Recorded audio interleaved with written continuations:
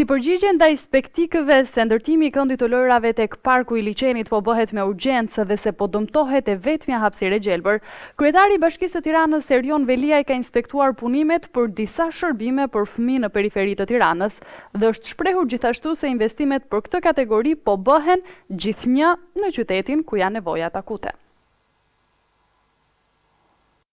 Bashkia e Tiranës vijon investimet për shtimin e mjediseve kushtuar fëmijëve, duke u fokusuar jo vetëm në Tiranën e vjetër, por edhe në zonat periferike si Bregu i Lumit. Kryetari i Bashkisë së Tiranës Erion Veliaj ishte sot i pranishëm në këtë zonë për të inspektuar punimet që po kryhen për ndërtimin e godinave të reja arsimore dhe sociale dhe 14 ndërhyrje në infrastrukturë me financim nga Bashkimi Evropian.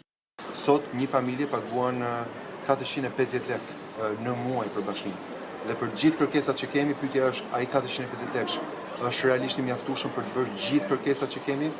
Unë e di që nuk është. Jam i sigurt që çdo qytetar i arsyeshëm e kupton që me 450 lekë në muaj, të gjithë gjërat që ne kërkojmë për pastrim, për ndriçim, për asfaltim, për kopshe, për shkolla, për çerdhe, nuk mjafton. Kjo është arsyeja pse ne kemi preferuar të mos rrisim taksat e bashkisë, por kemi preferuar që të gjithë paguajnë aq sa është ajo taksa modeste, por dhe të kërkojmë ndihmë nga donatorët tuaj për projektin e shkollave, të kërkojmë ndihmë edhe nga komuniteti i biznesit.